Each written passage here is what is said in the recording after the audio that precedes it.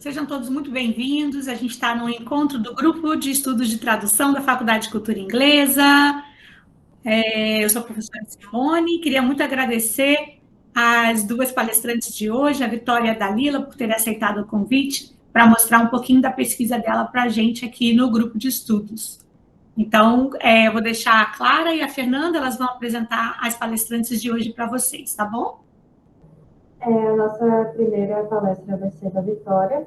Aí, a Vitória é Bianchi de Paula, ela é formada pela Faculdade de Cultura Inglesa em bacharelado em tradução, com experiência em tradução técnica e editorial.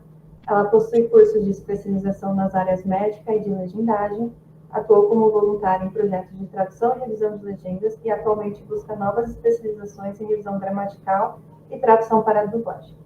Em 2023, ela participou do congresso da Abrax e em 2024 do congresso do Sintra, o que fortaleceu sua atuação profissional no mercado de tradução. E hoje ela vai falar um pouco sobre o TCC dela, sobre tradução de bulas de remédio. E é isso, passo a palavra para você, Vitória.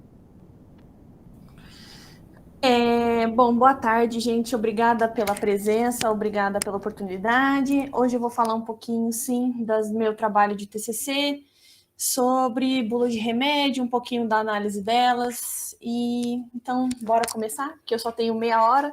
Eu não sei qual foi o critério de escolha de vocês, mas não sei se deu muito certo botar duas pessoas que falam mais que o cotovelo na mesmo dia. Mas, enfim, né? Quem sou eu para falar alguma coisa? Mas vamos lá. Vou Se prolongar um pouquinho, não tem problema, Vitória. Obrigada, Pro. Obrigada, você é muito gentil. Vou compartilhar aqui a tela. Eu acho que é isso.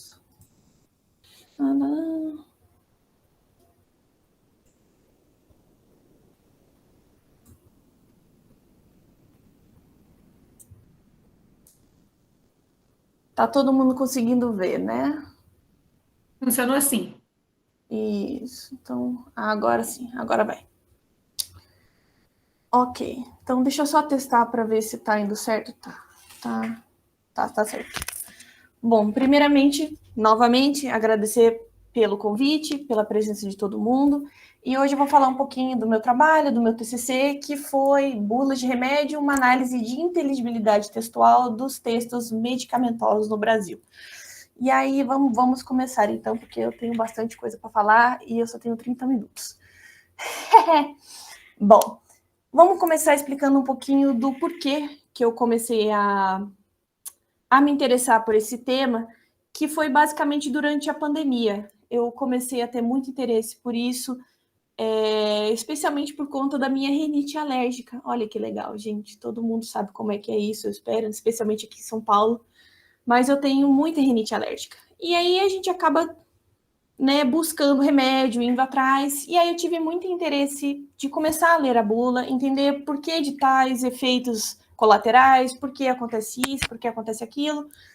E fui me interessando, fui gostando de ler e acabei me especializando nisso. Hoje é uma das coisas que eu mais gosto de fazer. Aí vocês perguntam para mim, você gosta de... A sua coisa mais favorita do mundo é traduzir bulas? Não, é ler bulas mesmo. É meu hobby. Sim, eu sou meio doidinha, mas é isso que eu gosto de fazer. E através desse interesse eu tive a ideia de fazer meu trabalho de TCC em relação a isso. Mas eu não queria fazer de tradução em si. Eu queria, na verdade, analisar, vamos dizer, a compreensão dos textos, das bulas, e por que as pessoas às vezes não entendem tais coisas ou tais termos. Porque, assim, gente, convenhamos, nós, do estado de São Paulo, de uma região específica e tudo mais, temos a oportunidade de ter não só a possibilidade de ter as bulas, mas de entendê-las de uma forma geral. Mas em pessoas, sei lá, do final do Brasil, de regiões pobres, periféricas, que não têm acesso, que não têm condições financeiras, não têm acesso, ou às vezes não têm níveis de escolaridade o suficiente para entender um termo técnico. E óbvio, nenhuma pessoa de escolaridade X ou Y é obrigado, Mas eu, durante esse tempo que comecei a ler as bulas, eu percebi, eu falava assim, gente, não é possível isso, que todo mundo consiga entender, que todo mundo tenha a possibilidade de ter acesso. Então, esse foi um dos problemas, um dos questionamentos que eu tive em relação a aceitar essa problemática como um tema para mim do TCC em si. Ok, vamos para o próximo. Então, basicamente, explicando um pouquinho das bulas e a justificativa por eu ter escolhido esse tema as bulas são um documento que vem junto com qualquer remédio que você compra tanto no SUS ou na farmácia, enfim, é um documento obrigatório, ele existe desde a época imperial, então é uma coisa muito séria, e mesmo medicamento que, assim, às vezes você vai comprar uma pomada e não tem a bula, você pode ir lá na farmácia ou no SUS e pedir para imprimirem para você. É um direito.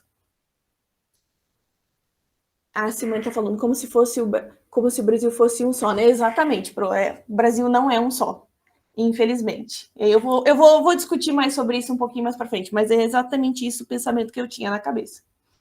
Mas, enfim, é um documento obrigatório no Brasil, mas é um documento que é feito com, vamos dizer, parâmetros específicos, pessoas específicas, farmacêuticos, linguistas, todos são incluídos na hora de fazer o documento, não só, e aí a gente vai entrar na questão da tradução, não só medicamentos feitos aqui no Brasil, mas especialmente documentos que são feitos fora do Brasil e são trazidos para o nosso país e que precisam dessa adaptação, não só linguística, mas também de layout e tudo mais.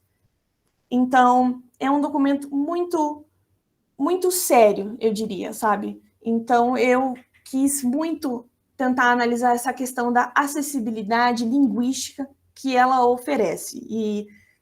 E aí eu fui investigar isso e consegui usar isso como tema de TCC. Ok. Então, o objetivo é investigar o grau de inteligibilidade das bulas, né? E eu vou explicar esse termo inteligibilidade um pouquinho mais para frente, mas basicamente inteligibilidade a gente fala sobre a questão de o quão, eu não diria nem legível, mas o quão compreensível, de acordo com o leitor, ele é, de acordo com o nível textual que ele apresenta e tudo mais. Vou explicar isso mais facilmente daqui para frente. E, a partir disso, como é que eu vou investigar isso?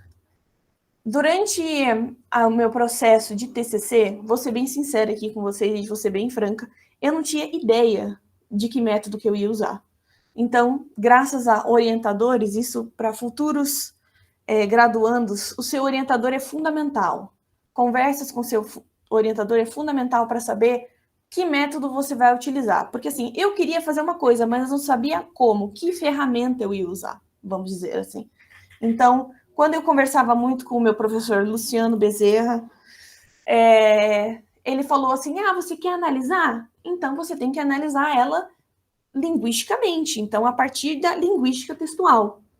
E aí, a partir disso, eu fui atrás de vários artigos, vários trabalhos que se complementassem comigo, que fossem parecidos, para que eu pudesse me basear. Porque, assim, gente, o pessoal que está fazendo TCC a primeira vez, não é fácil. Então, nada mais justo do que você procurar trabalhos, especialmente no Google Acadêmico, foi basicamente o que eu fiz, para poder me enriquecer no quesito de tanto de linguística acadêmica, quanto de layout, assim, para eu poder saber, eu quero fazer o melhor trabalho possível, a melhor análise possível. Então, eu fui atrás disso para que a estrutura do meu trabalho ficasse a melhor possível. E eu achei muitos trabalhos falando, no quesito de bulas, muito de análise do... Que aí eu vou explicar agora a questão do termo da inteligibilidade. Eu vi muitos trabalhos falando da legibilidade da bula. E o que acontece? Mas inteligibilidade, leiturabilidade e legibilidade não são a mesma coisa? A grosso modo, sim, mas também não. Por quê? Porque o que acontece? Quando a gente fala de legibilidade e também de leiturabilidade,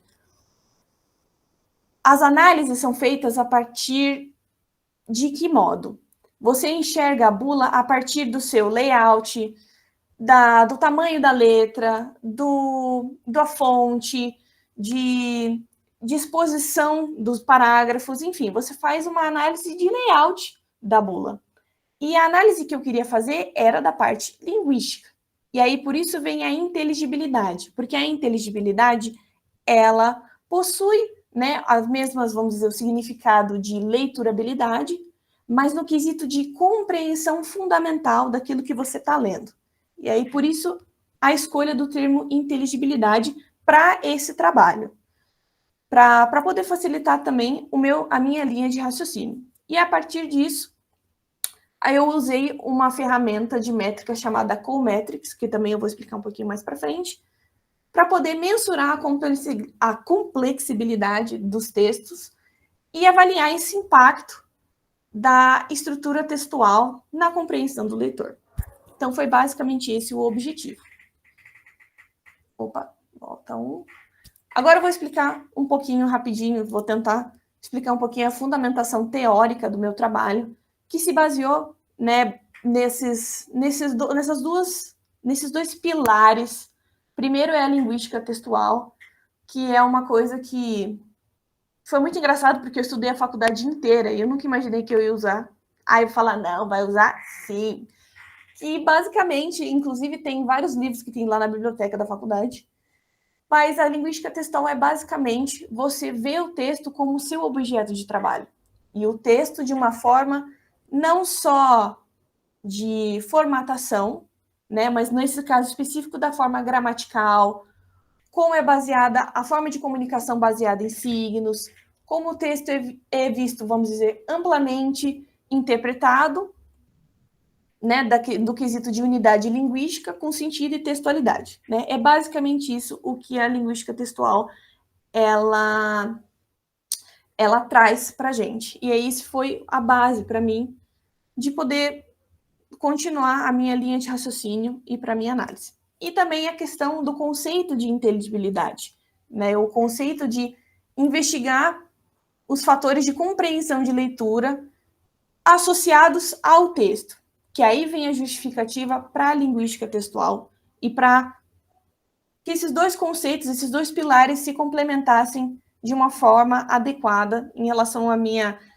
tese de TCC e ao que eu ia analisar, o meu objeto de estudo. Aí eu já expliquei um pouquinho sobre a legibilidade e inteligibilidade, mas mais para frente eu também posso retomar isso. Bom, aí vem a parte interessante, o método de pesquisa. Então, eu vou começar explicando um pouquinho, primeiramente, a escolha das bulas. Porque, assim, o que eu queria? Eu queria pesquisar documentos que fossem vistos por todo mundo, ou seja, documentos que tivessem acesso a todo o Brasil. E da onde vem isso?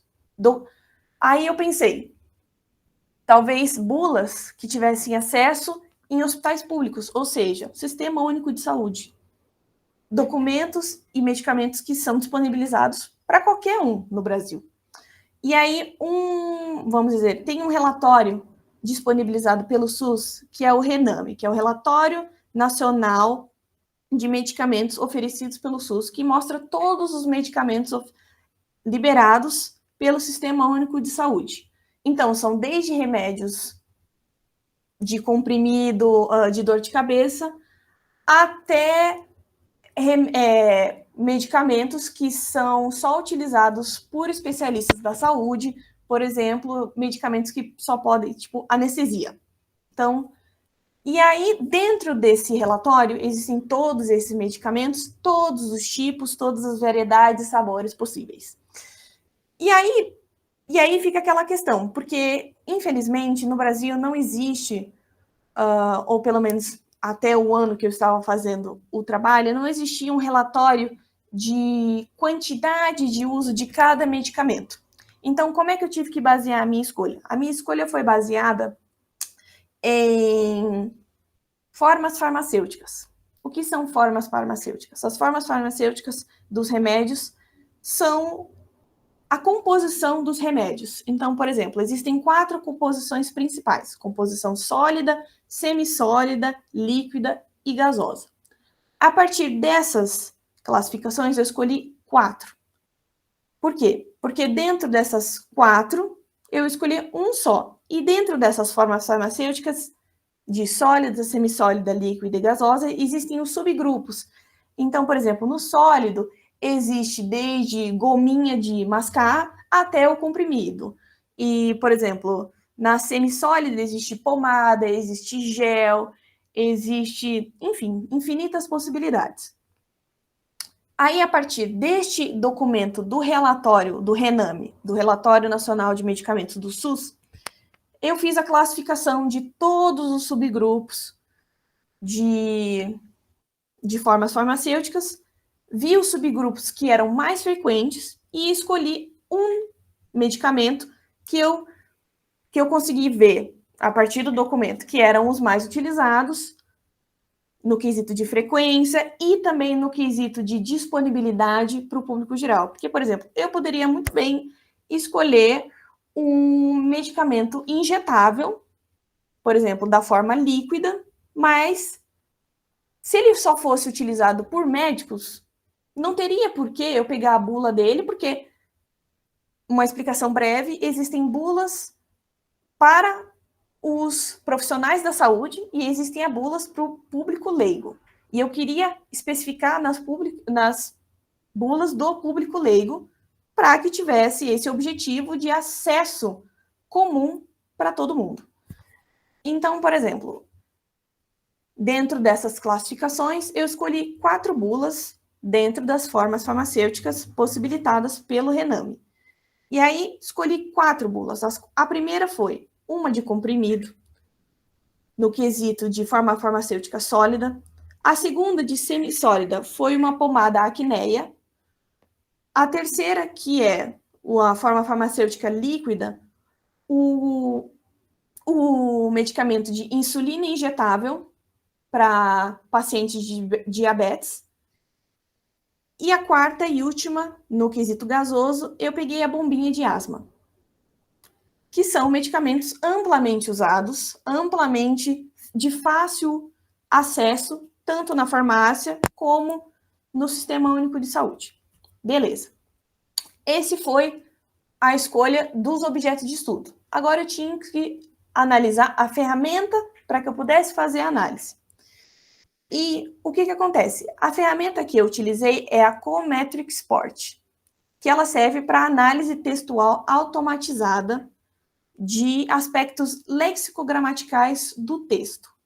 E como é que eu achei essa ferramenta? Essa ferramenta eu achei de um dos estudos que foi uma das minhas referências bibliográficas, que fazia praticamente, vamos dizer, uma análise similar à minha, no quesito de usar a linguística textual e fazer uma análise textual e gramatical dos textos, mas os pesquisadores, nesse trabalho, eles não usaram documentos médicos, eles usaram materiais didáticos de escola, que eles estavam fazendo a pesquisa, uma outra pesquisa X.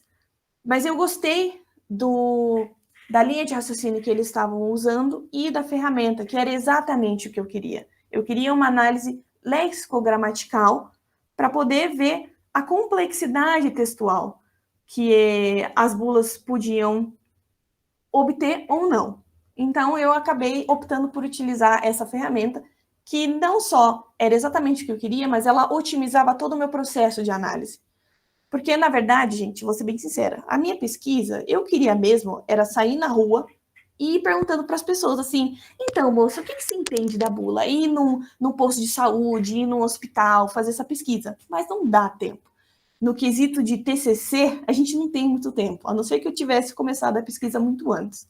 Mas eu não tive essa oportunidade. Então, eu tinha que otimizar a minha pesquisa e, otimizando desse jeito, eu utilizei essa ferramenta.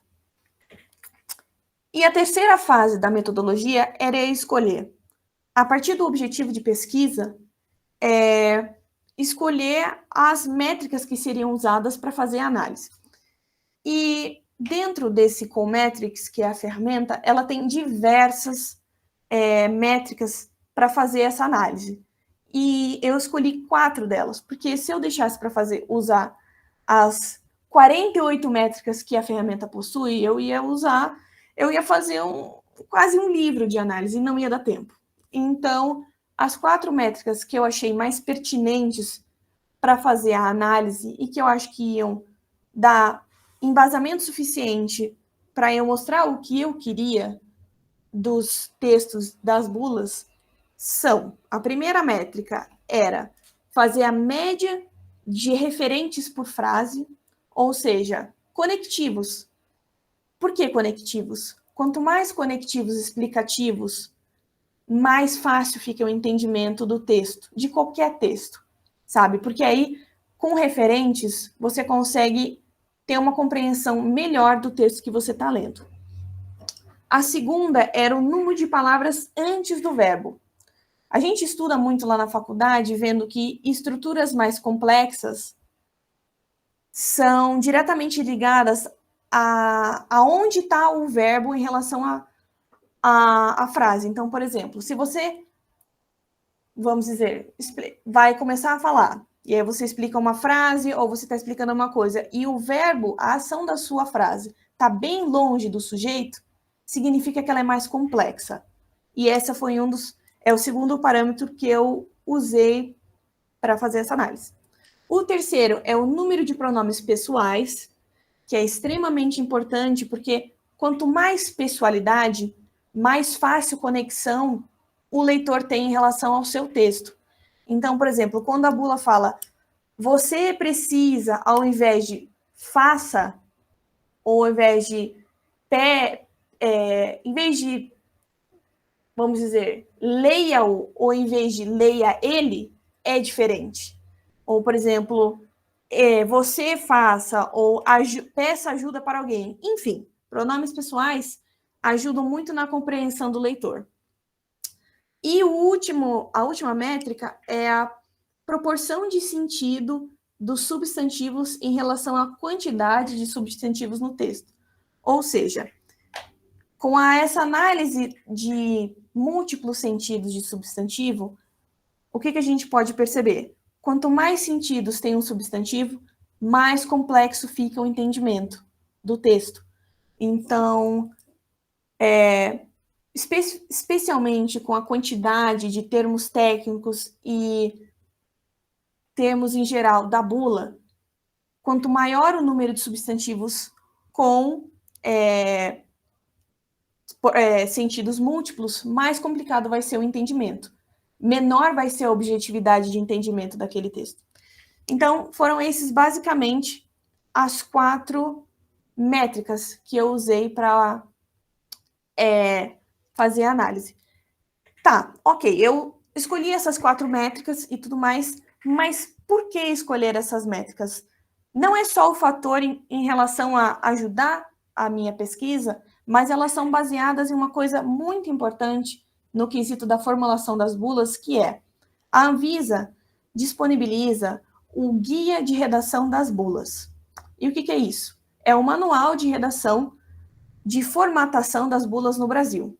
Óbvio, se por acaso você já viu, talvez, o mesmo medicamento, mas de farmacêuticas diferentes, você vai ver que, de alguma forma ou de outra, mesmo a formatação estando diferente, a fonte, a cor estando diferente, você vê que existe o mesmo layout de perguntas, de informações e da ordem das informações, de como elas estão disponibilizadas no papel, naquele documento.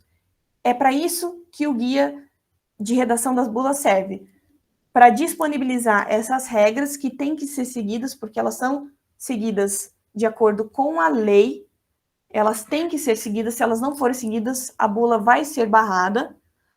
E dentro desse guia existe não só o guia de formatação, mas o guia de escrita clara das bulas. E eles falam muito dessa questão de uso de conectivos, uso de linguagem clara e objetiva para o maior entendimento e mais fácil entendimento dos leitores das bulas. Só que isso não acontece na prática. A gente sabe disso, infelizmente, as pessoas não têm o hábito de ler bula, mas quem tem, vê que, tirando os termos técnicos, que a gente não é obrigado a saber, tem muitas partes do texto que são complicadas.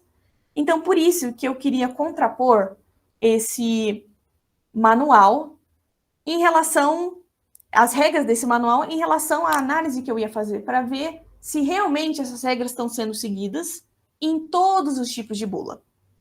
Então, basicamente, foi essa a metodologia que eu utilizei. Deixa eu correr com o tempo.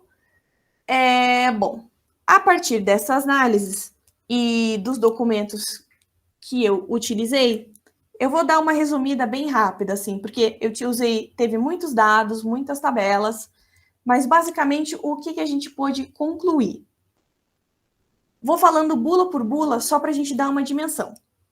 A primeira bula analisada, que foi aquela da bombinha de gás, que é da forma farmacêutica gasosa, o que aconteceu com ela? A gente sabe que a bombinha de gás é um medicamento extremamente funcional. Ela é muito objetiva no que ela faz. E o manual dela tem que ser do mesmo jeito, tem que ser muito objetivo. E aí você pensa comigo, Vitória, mas é um medicamento fácil de usar. É fácil para quem está ali, para quem tem uma orientação médica e para quem não tem, gente. Porque é isso, a gente pensa a bula como uma coisa muito complicada de ler, uma coisa que é, às vezes, inútil, mas a bula serve, assim como o manual de instrução de um aparelho eletrodoméstico, ele serve como um manual de instrução para o seu remédio. Porque, por exemplo, às vezes uma pessoa que não tem condições de ir até um sistema único de saúde, até um médico, ela precisa daquela bula, porque ela precisa de uma paramentação para a medicação dela. E se aquilo não estiver bem explicado e ela usar errado, se ela quiser, ela pode processar a Anvisa, e eu já vi casos de gente processando a Anvisa e ganhando o processo por falta de explicação de bula. Então, assim, voltando à questão da bombinha. Ela deveria ser um documento extremamente funcional, assim como o seu medicamento, no quesito da bula. Mas, depois das análises que eu fiz, de todos os parâmetros e métricas que eu utilizei, o que aconteceu? O documento foi considerado como uma das bulas mais complexas no quesito de lexical, mesmo tendo um texto curto e objetivo. Eu acho, o que aconteceu aqui? A formulação do texto foi curta, foi concisa, mas com vocabulários muito densos. Vocabulários com poucos conectivos, com poucas palavras, mas que não são tão explicativas, substantivos com múltiplos sentidos. Então, você acaba meio que assim, é muito engraçado porque é uma contradição você usar um medicamento extremamente funcional com um manual de instrução extremamente complicado. Essa foi a primeira bula. Vocês vão ver as próximas. A próxima, que foi a forma farmacêutica líquida, a bula da insulina, que também é um medicamento extremamente utilizado no Brasil. As taxas de diabetes do Brasil são muito altas, ou seja, você vê hoje crianças nascendo com insulina, oh meu pai, diagnosticadas com diabetes. Isso, você nasce com insulina, Vitória, parabéns. Ou seja, é um medicamento que, óbvio, dependendo da idade, você não vai utilizar sozinho, mas você precisa do seu pai, da sua mãe, ou às vezes a criança precisa saber, dependendo da idade, como é que ela retira aquele stickerzinho que a pessoa usa. Aquilo é um adesivo de insulina. E aí, o que aconteceu? Foi muito engraçado, porque... Engraçado não, acho que foi até um alívio. Dos documentos analisados, ele foi o mais informativo e o de mais fácil utilização, devido à formulação do texto dessa bula. Então, E aí você vê a contradição. Como é que uma bombinha, que deveria ser extremamente de fácil uso, tem um texto muito difícil, em comparação com um medicamento da insulina, que é muito mais difícil, tem uma inserção intravenal, não é todo mundo que faz essa utilização. E aí, aí você pensa, como é que tem essa contradição? Um dos motivos, além do que eu explico no meu TCC, que eu acho que é muita questão de falta de fiscalização dos textos, mas também é aquela questão de demanda. Os documentos mais fiscalizados são de medicamentos mais utilizados. Um exemplo vivo. Durante a pandemia, você recebia, sei lá, medicamentos de resfriado, que eram o quê? Medicamentos de efeito colateral da Covid, por exemplo. Medicamentos de resfriado, de alergia, no quesito de alergia de rinite ou sinusite, foram os medicamentos mais revisados durante esse período, por conta da questão da Covid. E aí, como que você vê isso? No final de todo o documento, eu tenho uma bula aqui para exemplificar, eu espero que tenha. Ah, tem aqui. Eu espero que vocês enxerguem. No final de toda a bula, tem um documento, uma frase escrita: esta bula foi aprovada pela Anvisa em tal data. Ou seja, ela foi revisada não só no quesito de conteúdo, mas no quesito gramatical e linguístico e de formatação. Eu espero que vocês consigam ver. Eu vou mostrar aqui. Todo final de bula, ele é obrigatório ter essa checagem aqui. E aí você recebia o seu medicamento de remédio de resfriado e remédio de rinite, enfim, durante a pandemia, você recebia a data 2020, 2021. Por quê? Por conta da demanda. Então, quanto maior a demanda, mais revisão vai ter daquele medicamento. Mas eu acho que, assim, isso de acordo com as minhas pesquisas, ainda falta uma certa atenção em relação a todos os tipos de medicamento. Porque eu entendo essa questão da frequência, eu entendo essa questão de tempos, diferentes períodos demandam diferentes remédios, enfim. Mas as pessoas não, quando as pessoas estão fazendo a revisão do medicamento, elas não têm que pensar só no período. Elas têm que pensar em todas as pessoas do país que estão lendo, o ano inteiro, todos os dias, enfim, de qualquer lugar. E isso é uma coisa que a gente não vê nas pesquisas e nas revisões das bulas, por exemplo, que eu pesquisei. E aí, por exemplo, vou exemplificar o resultado das duas próximas bulas que foram analisadas. A terceira bula foi a de pomada acneia, que é uma bula extremamente curta, muito curto o texto, mas que tinha, das bulas, de todas as bulas, o texto mais complexo também.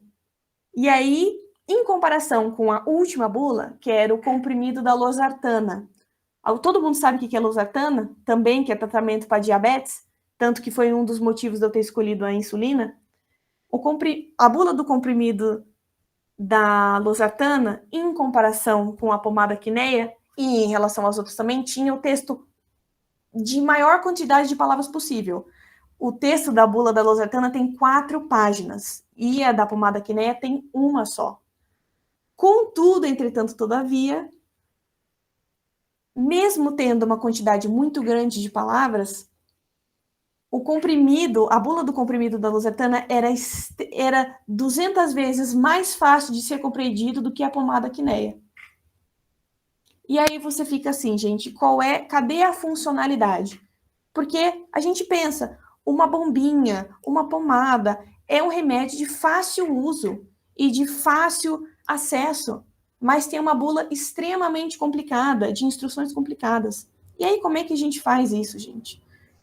E aí, foi essa uma das questões que eu queria analisar, porque meio que a gente já sabe disso, mas eu queria colocar à prova isso, que está muito claro, e não é só nesse tipo de medicamento, mas em vários outros que eu não consegui abordar, porque não ia conseguir agregar e tal na minha pesquisa, não ia dar tempo.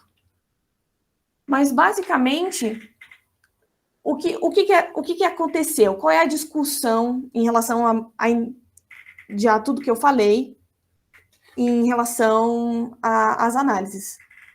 A distância do público leigo para o texto técnico é extremamente grande para medicamentos que deveriam ser de fácil entendimento e de fácil uso. Esse contrassenso é muito grande. E aí você vê que a inteligibilidade do texto é comprometida. Existe uma inteligibilidade deficiente e compromete o uso do medicamento. Isso é muito grave. Porque, óbvio, quando a gente vê a insulina e o comprimento da losartana, eles têm um uso muito frequente e tem fácil acesso tanto do medicamento e do texto, e isso é ok. Mas imagina, por exemplo, um medicamento de uso terapêutico, como, por exemplo, remédios usados para transtorno de bipolaridade ou transtorno de depressão. Imagina se essa bula não fosse fiscalizado da forma correta, e normalmente esses medicamentos que são considerados aquela coisa, né, da tarja preta, que são considerados de uso específico e são extremamente fortes, imagina se as instruções para esse medicamento fossem dadas de forma inadequada. Ah, mas Vitória, tem instrução do médico. Volto no ponto. Imagina a pessoa que não tem condições de ir no médico o tempo todo. Imagina como é que ia ser o acesso e a instrução para essa pessoa. Então, a gente sempre tem que pensar, o meu pensamento principal a gente não tem que pensar do parâmetro mais alto, a gente sempre tem que pensar no parâmetro mais baixo, a pessoa que tem menos acesso, que tem menos oportunidade, porque senão ela vai ficar debilitada. E isso mostra na pesquisa. A gente também percebe que existe uma necessidade de revisão institucional das bulas com foco no leitor comum, que é isso, reitero essa fala. As pessoas precisam se basear no leitor comum, no leitor que não tem acesso o tempo todo, e não nas pessoas que têm mais escolaridade e tudo mais, porque se a gente se baseia num Brasil só, como a prof disse, não vai adiantar nada. A gente tem que se basear num público maior. E, por fim, eu diria que, assim, uma sugestão da minha pesquisa seria ter uma linguagem mais acessível, uma estrutura mais simples e testes de texto com os usuários. E não é que eles não existam, eles já existem, mas eles não têm uma eficiência. Para você ver, vamos dizer, a eficiência desses textos, as duas bulas que eu estudei, tanto da bombinha quanto da pomada Aquinea, a última atualização foi 2016. Isso do ano de 2024 que eu fiz a pesquisa. Então, assim, mas não são documentos tão utilizados porque o medicamento não é utilizado. Volto no ponto. Por mais que seja de menor frequência, eles precisam ter a atenção deles. Nem que seja uma vez por ano. Nem que seja isso. Porque são medicamentos de extrema importância, igual aos outros. E, bom... Você precisa terminar. Sim, estou terminando. Já estou na conclusão. Bom, só queria finalizar falando que, assim, a minha pesquisa, ela pegou só um ponto do iceberg, sabe? A pesquisa mais legal seria, que eu queria fazer, é pesquisar com as pessoas no sistema de saúde, ir buscar atrás de outras pesquisas e tudo mais, em relação a ver o público leigo, como eles pegam esse texto, o porquê que eles não pegam tanto, mas eu acho que eu pude contribuir com alguma coisa nessa pesquisa, reforçando a importância da avaliação linguística computacional como aliada nessa revisão textual, né? Eu espero que nos futuros próximos a Anvisa possa investir mais nisso, porque eu acho que é uma coisa que falta. E, obviamente, as bulas não atendem adequadamente às demandas de compreensão dos usuários de acordo com a lei e o guia de redação das bulas. Ou seja, eles estão indo contra uma lei. E aí, como é que faz? para dar processo, isso é uma beleza. Mas, enfim, gente, eu me puxei um pouco do horário, peço perdão, Dalila, mas é basicamente isso a minha pesquisa. Eu poderia ficar 2 horas falando disso, mas infelizmente não dá. Mas eu agradeço a oportunidade. Eu vi que tem pergunta no chat, eu não consegui responder, eu peço perdão. Não tem problema, qualquer coisa depois, se você quiser responder no chat mesmo, então a gente abre um espacinho depois. E agora vai ser a Dalila que vai apresentar, né? E a Clara vai falar um pouco sobre a Dalila. A Dalila, nossa querida Dalila Souza, graduou-se em tradução pela Faculdade de Cultura Inglesa em 2024 e atualmente é pós-graduanda em gerenciamento de projetos de tradução pela Faculdade Forte, além de cursar revisão de textos e metodologia do ensino da língua inglesa pela Faculdade de Líbano. Ela atua como tradutora e revisora com experiência em textos acadêmicos, jornalísticos e técnicos. É tradutora voluntária da plataforma Global Voices e do projeto TED Talks, contribuindo para a disseminação de conhecimento e cultura para o público brasileiro. Ela é apaixonada por literatura e sonha em atuar profissionalmente com tradução literária, pois acredita que não há nada melhor do que compartilhar cultura, mundos fantásticos e histórias transformadoras com outros leitores. A apresentação dela hoje vai ser traduzindo Jaré, a metáfora do cavalo e a incorporação em Torto Arado e Crooked Paw. É isso. Ai, gente, eu amei essa biodata que eu mesma fiz. Ela tá tão poética. Ai, peraí, deixa eu ver se eu consigo compartilhar. Ai, eita, pera que tem 2 apresentações aqui abertas. Acho que é essa daqui. Compartilhar. Peraí. Deixa eu apresentar.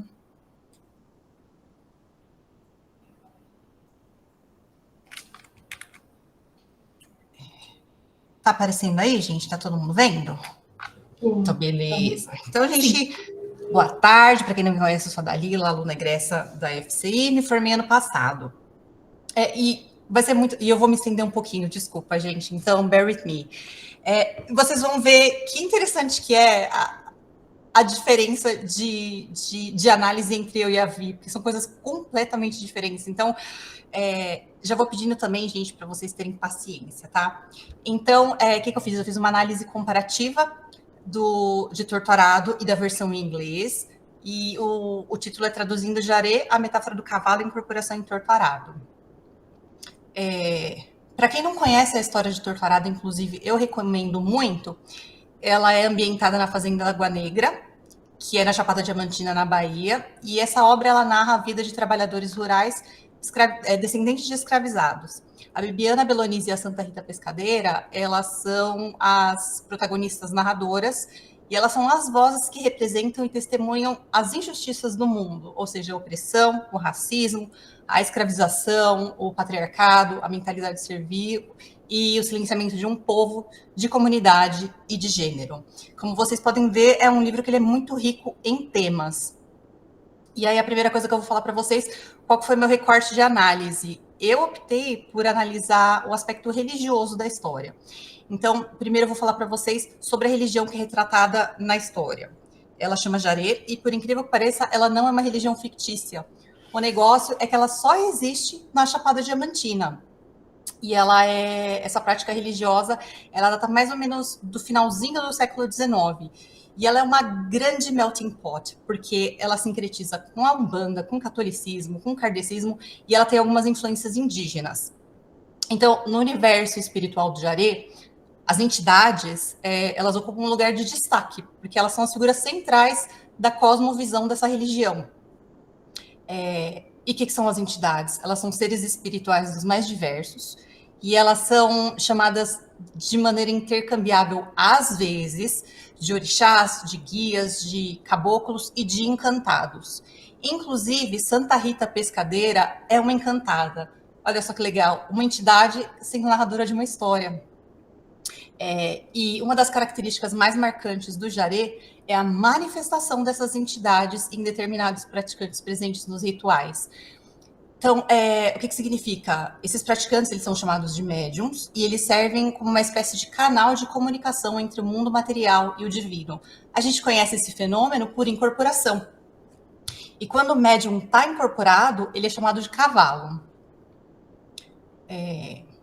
Então, de onde surgiu a ideia do meu TCC? Depois que eu escolhi o aspecto religioso para ser analisado, eu não sabia exatamente o que analisar, porque tem muita coisa a ser analisada. Mas enquanto eu estava lendo Torturado, provavelmente pela 10ª vez, eu percebi que o Itamar Vieira Júnior, ele usava diversas palavras para falar do mesmo fenômeno da incorporação.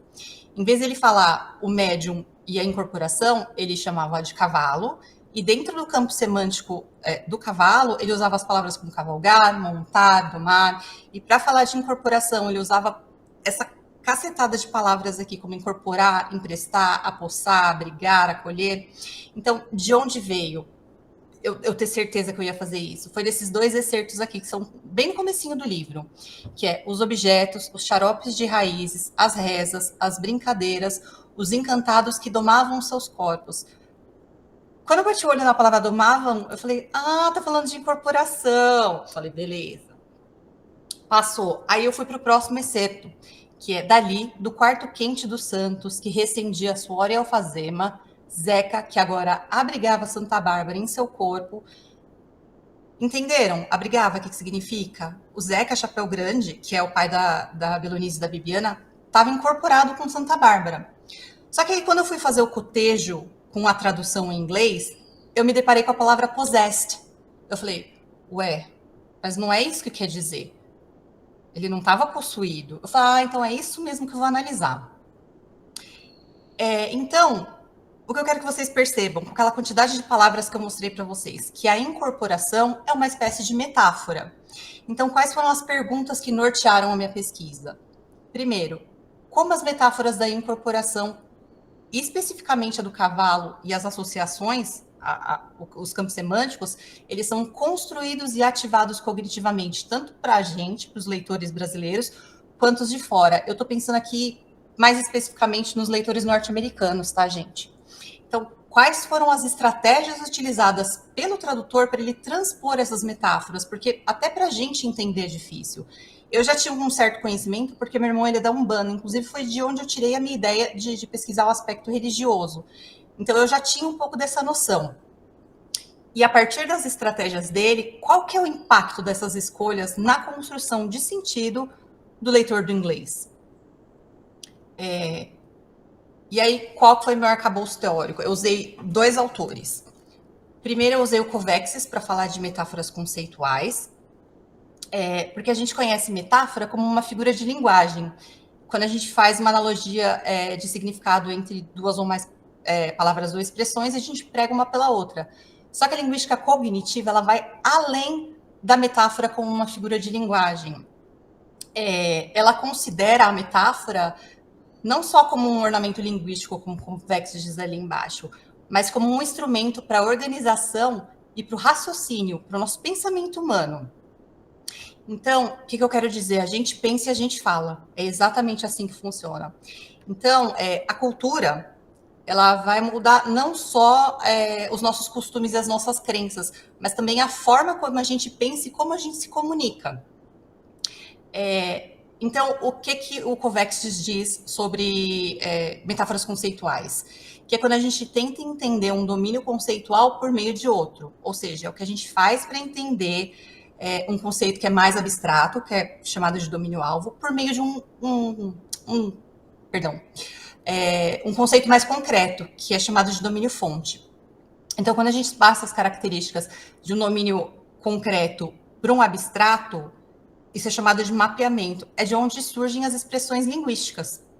Só que o Covexis fala que esse processo ele é parcial, porque quando a gente tira as características, a gente não tira todas as características de um domínio para o outro. Alguns vão ser iluminados e os outros vão ser escondidos. Só que o negócio das metáforas conceituais é que elas vão sofrer variações, tanto entre diferentes culturas, que é chamada de variação intercultural, quanto dentro de uma mesma cultura, que é a intracultural. A intercultural, ela vai mostrar como diferentes culturas conceituam e experienciam o mundo de forma única. Já a intercultural, ela vai demonstrar a diversidade de perspectivas e de experiências de um mesmo grupo social. Então, se a gente for pensar aqui no Brasil, por exemplo, diferentes grupos sociais pensam diferente, então as expressões linguísticas deles são diferentes para falar de uma mesma coisa. Então, deixa eu ver aqui. Já expliquei. Então, como metáforas conceituais é uma coisa meio complexa, eu vou tentar dar uma resumida para vocês. O Covexis, nas pesquisas dele, ele falou que as características de domínios alvos, que são os abstratos que a gente mais tira para tentar entender, são para emoções, moralidade, pensamentos, relações humanas e tempo. E aí, dos domínios concretos que a gente tira é de corpo humano, animais, plantas, alimentos e força. Só que de vez em quando esses domínios eles se mesclam e vocês vão ver mais para frente. Então eu vou dar um exemplo de mapeamento. A metáfora conceitual, amor é uma viagem. A gente tira as características da viagem e passa para o amor. Então a gente vê os viajantes como amantes, os veículos como a relação amorosa, o destino como o propósito da relação, a distância percorrida como o progresso alcançado na relação e os obstáculos do caminho como as dificuldades encontradas na relação. A partir do momento que a gente faz o mapeamento das características de um domínio para o outro, vão sair expressões linguísticas como acho que essa relação não vai dar em lugar nenhum. Estamos em um beco sem saída, ou esse namoro está indo de mal a pior. Só pensei em exemplo ruim, gente, desculpa. Eu vou falar outra metáfora conceitual que é conhecidíssima, tempo e dinheiro, que eles falam, invista seu dinheiro, ou, sabe, coisas assim.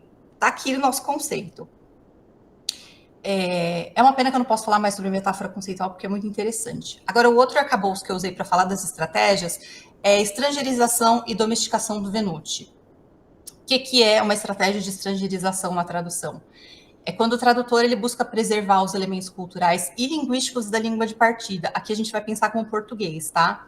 Então, a estrangeirização, ela é percebida como uma marca de estranhamento pelo leitor. Sabe quando você está lendo um livro, você bate o olho numa palavra e você fala, nossa, eu nunca vi isso, eu não conheço essa palavra, eu não conheço esse conceito? Isso é uma marca de estranhamento. Isso vai levar o leitor a perceber que ele está lendo uma tradução e não um texto que foi escrito originalmente naquela língua. Já a domesticação é um movimento contrário, ele vai adaptar o texto original aos padrões culturais e linguísticos. É aquele saborzinho da leitura, que você lê que ele é bem gostosinho, porque ele facilita a acessibilidade e a simulação do texto para o leitor da língua de chegada. Então, o Venuti ele diz que o texto ele vai parecer tão natural que ele vai criar uma ilusão de que aquilo não é uma tradução, mas foi escrito naquela língua que você está lendo. Então, vamos já para a minha análise. Qual que foi a primeira metáfora conceitual que eu identifiquei? Que ser humano é animal. Isso para eu explicar a expressão metafórica cavalo. Quando eu estava fazendo a pesquisa, eu achei um livro em inglês sobre expressões metafóricas, mas como figura de linguagem. Eu procurei especificamente pela palavra cavalo, que é o Collins Cobuild Metaphor. A Dana, essa autora, ela faz assim, ela dá a palavra, o substantivo, ela explica o que é e ela dá alguns exemplos de expressões metafóricas. Então, no caso do cavalo, ela diz que é um animal grande no qual as pessoas podem montar ou usar para puxar arados e carroças. Cavalos são muito enérgicos e, se não forem treinados adequadamente, se comportam de maneira selvagem e descontrolada. Para a palavra cavalo, ela deu o exemplo da expressão horse around, que é quando você age de uma maneira meio boba, meio destrambelhada, e ela fala que isso é muito associado ao comportamento de adolescentes, por exemplo. Só que ela coloca em nota que a palavra horse, cavalo, como substantivo, ela não é usada normalmente, metaforicamente, só que eu vou provar para ela que sim é usado. Então, se a gente for pensar no cavalo como animal, domínio concreto, quais são as características que a gente tira? Que ele é um veículo, ele é transporte, que ele é forte, que ele é resistente, que ele é útil. Passando essas características para o domínio alvo, que é o ser humano, a gente pensa o médium como um veículo para as manifestações, ele tem que ser forte e resistente, porque é a capacidade dele de suportar a manifestação das entidades espirituais, porque não é uma coisa fácil, e ele é útil, porque ele está ali para servir como instrumento para os propósitos das entidades, para eles poderem passar as mensagens que eles precisam, os ensinamentos e tudo mais. Então, o primeiro excerto que eu vou analisar é esse aqui. A repulsa pelas vestes era tanta que a roupa não era guardada no quarto dos santos como as demais, mas na casa de Tonha, ela mesmo cavalo, para encantado nas noites de Jaré. Aqui é a primeira vez que a palavra cavalo aparece na história, se referindo ao médium enquanto ele está incorporado. Então, qual que foi a estratégia do Johnny Lawrence? Ele colocou horse entre aspas. isso daqui é uma marca de estrangeirização, é uma marca gráfica que está apontando para o leitor, olha, leitor, presta atenção nessa palavra, que ela tem um significado próprio nesse contexto, que é diferente do significado denotativo que você conhece de animal. Então, isso daqui foi genial da parte dele. A próxima metáfora conceitual que eu identifiquei foi que ser humano é animal domesticado, para falar das expressões metafóricas do mar, cavalgar e montar. Primeiro eu tenho que falar para vocês de Berman. O Berman, ele é um acadêmico que ele propôs que existe uma rede específica subjacente aos textos, que é constituída por palavras e expressões que elas são semelhantes e estabelecem relações entre si nos textos. Só que essas redes, elas são escolhas lexicais intencionais por parte do autor para criar um sistema que dá sentido à obra como um todo. O que eu quero dizer com isso? Que já que a gente está falando de cavalo, espera-se que a gente leia outras expressões metafóricas no mesmo campo semântico dos equinos. A mesma coisa vai acontecer com a incorporação. E é muito importante que o tradutor fique atento a esse tipo de escolhas lexicais, porque ele tem que preservar as mesmas relações de sentido que estão presentes na obra. Então, para poder explicar para vocês o que é domar, cavalgar e montar, eu pesquisei sobre religião e eu achei o Alexandre Comino. Ele é um pai de santo da Umbanda e ele escreveu um livro que chama Incorporação não é possessão. E aí o que ele diz? Cavalo é veículo, não precisou de maiores explicações. Se ele é o guia e eu o cavalo, quer dizer que incorporar é deixar que a entidade me guie. Muito simples de explicar, difícil de realizar, pois somos cavalos selvagens. Precisamos ser domados, educados, doutrinados para nos tornarmos um cavalo que sirva bem a seu condutor ou guia. O que ele quer dizer, gente? Então, nas religiões afro-brasileiras, não adianta uma pessoa chegar numa casa de jaré ou num terreiro, o que quer que seja, e falar, vou incorporar. Não é assim que funciona. Esse médium, ele tem que passar por uma espécie de treinamento, porque não é fácil, ele tem que estar treinado, ele tem que estar domado. Então, nesse caso, eu vou chamar esse treinamento de doma, de treinamento. Então, qual foi o excerto que eu analisei? Eu era sua encantada, que domava seu corpo sem assombro, protegia meu cavalo. Aí, olha que interessante, já nesse excerto, ele já não usa mais aspas no cavalo, porque ele já tinha avisado o leitor no começo da história. Então, aqui vocês entendem que o domava, a entidade está se manifestando no corpo do médium, né? Então, quando eu fui cotejar, eu vi que era I was her encantada. Olha outra marca de estrangeirização aqui. Ele não traduziu a palavra encantada. Ele manteve no livro todo. I was her encantada, riding her body without ever frightening her. Mas aí eu pensei, domar tem uma palavra em inglês para isso, que é tame. A gente fala to tame a horse or to break a horse. Mas to break a horse eu não vou entrar nesse mérito. Aí eu pensei, por que ele não usou taming? Mas daí eu entendi, porque eu fui procurar no dicionário Collins qual que era o significado de ride. Significa que quando você cavalga num cavalo, você monta nele e você controla os movimentos. Ou seja, é um cavalo que já passou pela doma, ele já está bem treinado. Então, se ele tivesse traduzido essa palavra por taming, ele ia adicionar uma nuance que não existe nesse contexto. Porque se você for olhar em português, domava está no pretérito imperfeito, que significa que é uma ação habitual ou recorrente. Já no inglês, se vocês lerem a frase, riding her body without ever frightening her, o verbo está na forma nominal e a frase como um todo é uma oração reduzida de gerúndio. Aí aqui eu preciso explicar um pouco para vocês sobre o aspecto verbal. O que é o aspecto verbal? Ele serve para expressar um ponto de vista sobre o sentido do verbo. Ele vai indicar se é duração, não duração, repetição ou resultado.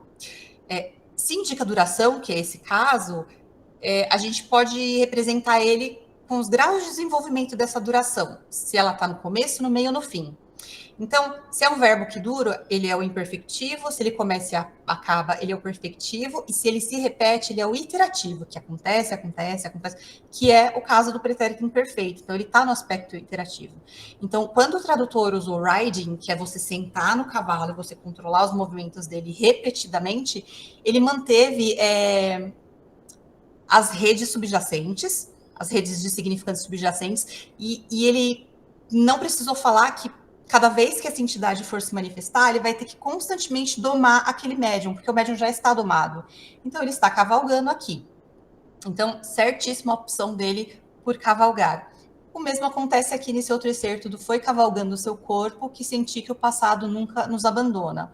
Então, ele usou riding, aqui perfeito. Ele intercambiou domar e cavalgar, então ele unificou esses dois para manter o significado.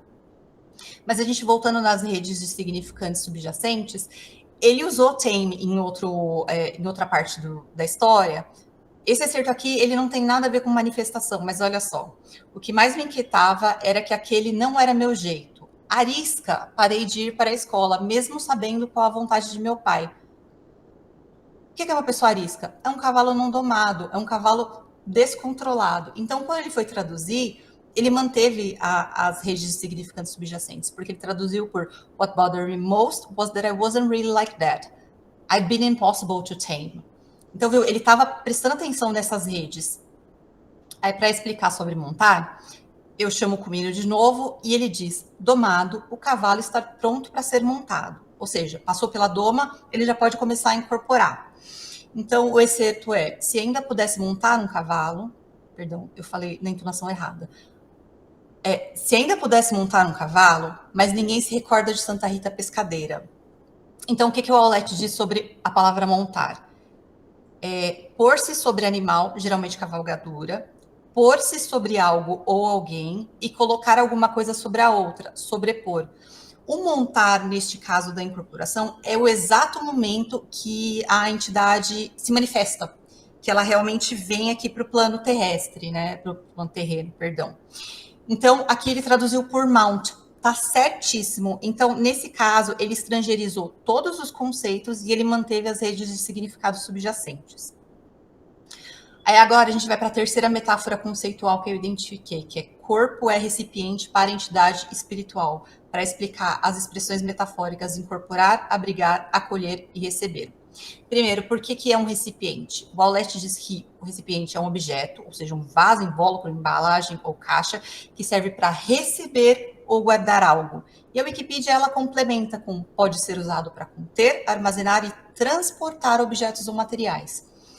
E aí, quais são os significados da palavra incorporação? No Aulete também. Primeiro, é a inclusão de uma substância ou elemento em outro ou em um todo, é a corporificação, a materialização, e olha que interessante, o sentido religioso já está dicionarizado, então a gente já entende incorporação por ocupação do corpo do médium por um espírito transimediúnico. Então, quais características a gente tira do recipiente e passa para o corpo, que é o corpo do médium, no caso? O recipiente, ele dá ideias de interior e exterior, né, de proteção do conteúdo e uma ideia de movimento, porque esse recipiente ele vai permitir a entrada e a saída de uma substância, de objetos ou de materiais.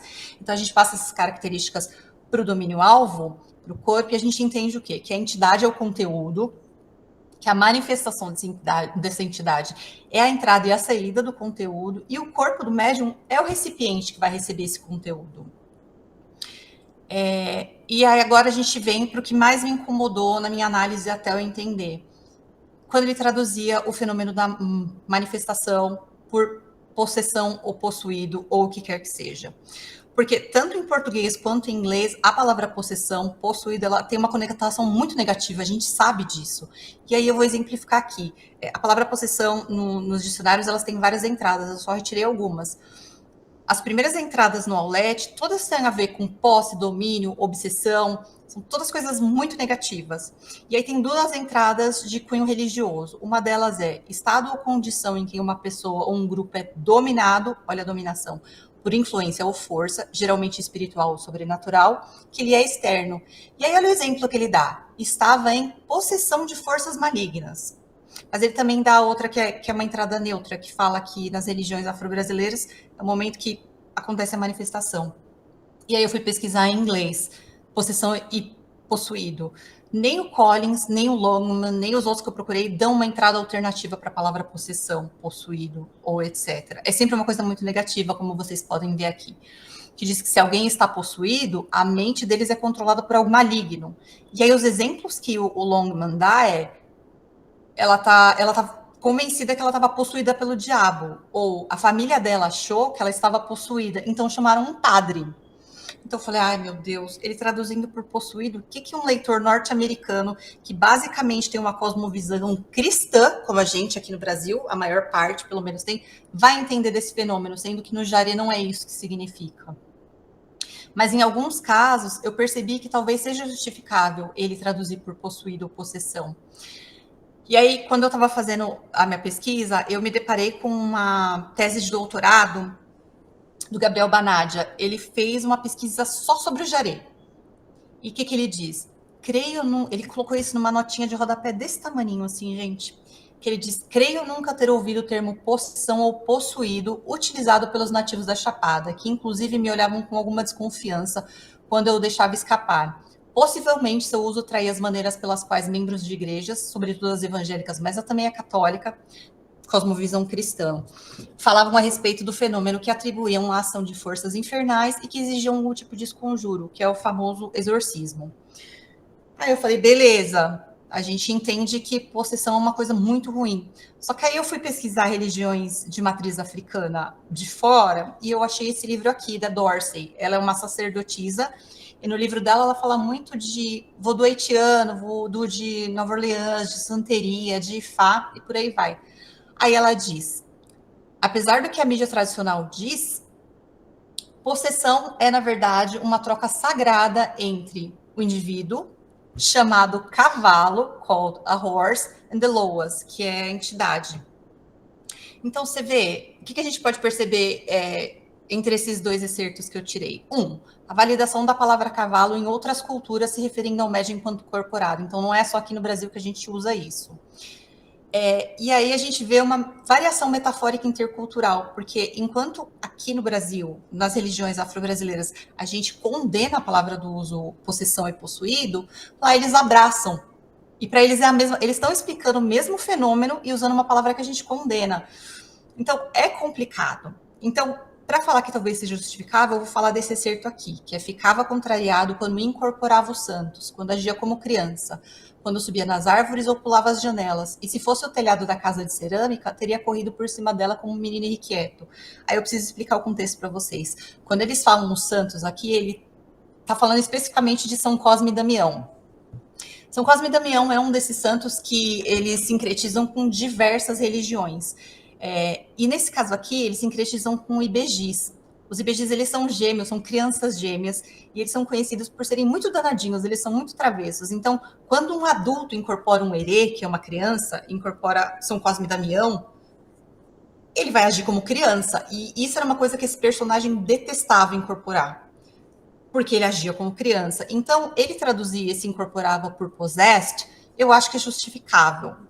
Então, ele domesticou esse termo para ficar algo mais próximo dos leitores norte-americanos, por exemplo, que é um conceito que eles conhecem. Então, ok.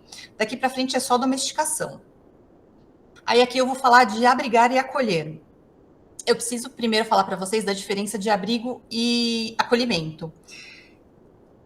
Abrigada, ele evoca significado que vai além da simples entrada e proteção de uma substância em um recipiente. Aí olha o que ele optou. Aqui, ó, também parecia estar abrigando algum espírito perverso. Aqui eu acho também que é justificável, porque o contexto é extremamente negativo, que nem o outro que a gente viu. Então, colher de chá para ele.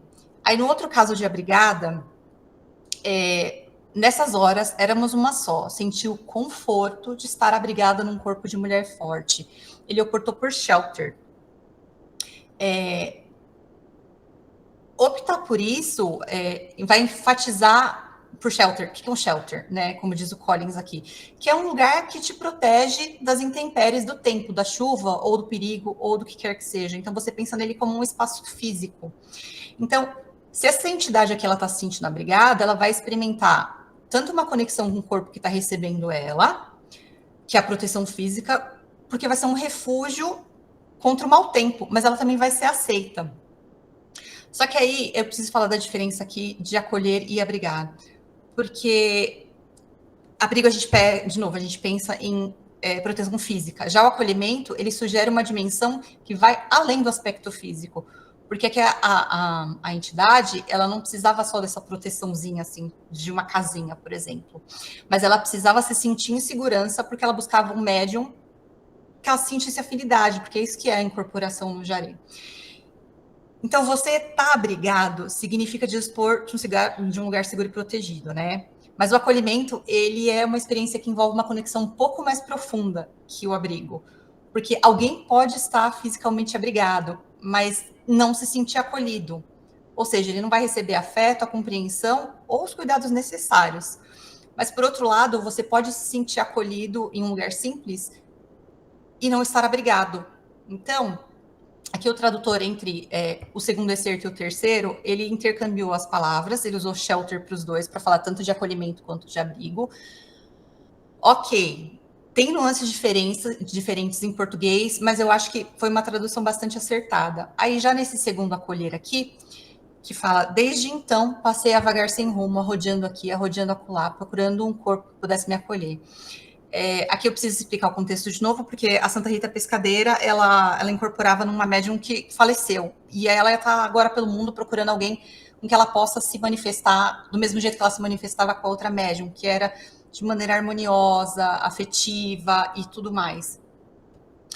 Então, ela está procurando alguém que tem as mesmas características. E aí o tradutor ele optou por take me in. A expressão take me in, esse phrasal verb, ele significa quando você cuida de alguém e você provém um abrigo também. Então tem essas duas dimensões, tanto a do afeto, do acolhimento, quanto do refúgio, né, do abrigo.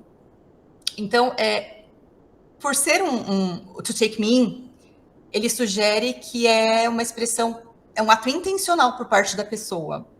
O médium vai receber essa entidade porque ele está disposto a aceitar no momento que ela está necessitando. Então, essa tradução, ela traduz bem o conceito, porque implica que o novo médium está preparado para aquilo.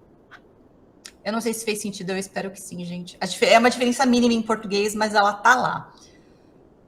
E aí, por último, é o receber. Aí o excerto por último, a menina passou a receber encantados, com mais frequência o velho Nagô, e foi dito à família que o problema do outro mundo tinha sido resolvido, perdão. Só que o problema do receber, em português, é que ele tem uma conotação, esse é meio complicado, ele tem uma conotação de passividade, e ele pode ser visto de duas maneiras, o receber. Se vocês forem ver as entradas do Aulete aqui, receber ser destinatário, alvo de, aceitar ou passar a ter aquilo que dão para si, ganhar, ser receptáculo ou depositário, acolher, hospedar, recepcionar, é tudo que a gente já falou numa palavra só. Mas ele também tem uma entradinha ali, sofrer, suportar. Aí o exemplo, os maus receberão castigo eterno. É por isso que eu falo que aqui, receber ele pode ser visto de duas maneiras, como uma passividade voluntária ou uma passividade involuntária. Se for você receber como uma passividade voluntária, é uma espécie de entrega. O recipiente, que é o médium nesse caso, ele se coloca à disposição de ser preenchido, mas ele faz isso com gosto. Se for involuntária, ele não vai agir ativamente para receber esse conteúdo. É tipo sem querer, recebi, ganhei. Mas ele vai aceitar a responsabilidade da mesma maneira, porque ele ganhou. É o caso do sofrer e suportar aqui. Tá vendo que tem uma nuance diferente? Então, como no contexto em português não está implicado qual tipo de receber que na tradução ele usou as duas coisas, tanto receiving como possess. Infelizmente, essa adição de possess ele pode gerar um mal-entendido, porque mesmo sem uma indicação implícita no contexto em português, quando você introduz a ideia de possessão, ele pode sugerir uma conotação negativa, que pode afetar o entendimento do fenômeno da manifestação como um todo, com todos os possuídos que ele usou lá atrás. Mas, novamente, como não tem uma indicação implícita de qual tipo de passividade de receber eu acho que aqui também é justificável. Deixa para o leitor entender. Acabei minha análise. Qual foi a minha conclusão? Desculpa, gente, passei muito, desculpa. O Johnny Lawrence, ele recorreu às estratégias que equilibram tanto a estrangeirização quanto a domesticação, então isso foi ótimo. Embora as escolhas dele tenham sido questionáveis por vezes no caso de possessão, mas é complicado porque talvez eles não tenham um conceito igual a gente tem, que aqui a afro-brasileira entende a incorporação por uma coisa muito boa, demonstrou eficácia na transferência desses aspectos culturais e simbólicos da mesma maneira. O problema é que quando a gente lida com conceitos que são tão carregados de significado, que é o caso da religião, o tradutor vai ter um problemão. Por isso que às vezes ele traduziu uma coisa que você acha meio questionável, você fala, tá bom, né? É controverso, mas vai fazer o quê? Então, no caso do Lawrence, as decisões dele transmitiram o que precisava transmitir de forma satisfatória, toda a complexidade semântica e cultural associada ao tema. Então é isso, minha gente. Perdão esse tempo todo, essa confusão toda. Aqui está o QR Code para o meu TCC, se alguém precisar. E se precisar conversar comigo, esse é meu e-mail. Vai estar ótimo. Obrigada, Dalila. Obrigada, Vitória. E eu queria saber se alguém tem alguma pergunta para fazer para a Dalila neste momento. Não? Bom, se não tiver, eu tenho, mas é mais uma curiosidade, assim, pessoal. Queria saber, tipo, quanto tempo você levou para fazer essa análise toda para o TCC? Perguntando que no TCC ano que vem, para isso saber. Ai, você se acaba. Eu ia falar isso no começo, mas eu acabei esquecendo. A Bia acho que vai acabar falando a mesma coisa. Eu mudei meu tema de TCC umas 10 vezes. O meu orientador foi o Luciano. Mas, a princípio, eu queria fazer com a Simone. Se eu tivesse feito com a Simone, o meu TCC seria outro. A minha análise seria outro. Os meus teóricos seriam outros. Então, enquanto eu ainda estava querendo que a Simone fizesse, eu estava com uma ideia. Aí o Luciano apareceu na minha vida. Aí eu mudei isso. Já estava no final do primeiro semestre, do último ano. Nossa. Então, toda essa pesquisa eu fiz basicamente em 4 meses. Vitória, você deve ter passado por isso também, não passou? Tipo, de mudando de teórico, de ideia, de... Eu passei pela mesma coisa. Eu passei praticamente pela mesma coisa, porque eu comecei o meu TCC, na verdade, em 2023, com o Rodrigo, o professor que não está mais aqui. Eu comecei com ele, aí ele saiu da faculdade e eu estava com um método dele que era outra visão, era outra lente. E aí ele teve que sair, eu tive que mudar. E aí eu tive 6 meses também para fazer a pesquisa, porque eu tinha que entregar no meio do ano passado. Então foi basicamente igual a Danila, tive que acelerar o processo. A gente, como aluno novo, a gente fica super fadigado. O TCC, vocês vão mudar de ideia várias vezes. E, às vezes, o que vocês vão decidir, vocês vão aprender no penúltimo semestre da faculdade. Sim. O que eu escolhi para estudar de metáfora conceitual, eu tive uma aula com o Rodrigo, ele falou disso uma vez em uma aula. Então, vocês vão ter que fazer muita pesquisa, vocês vão ter que fazer sozinhos o TCC, isso aprender sozinho é complicado, viu? O professor tá lá, ele vai pegar na sua mãozinha, mas é você que vai ter que fazer.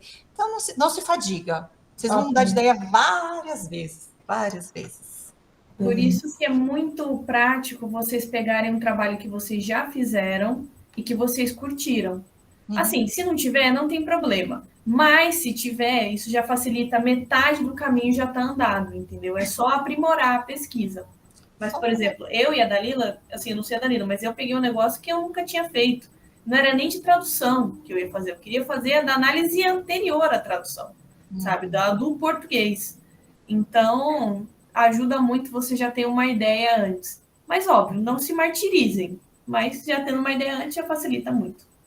O meu foi meio reciclagem, viu, Fê? Porque eu tive literatura brasileira torturado com a Rita.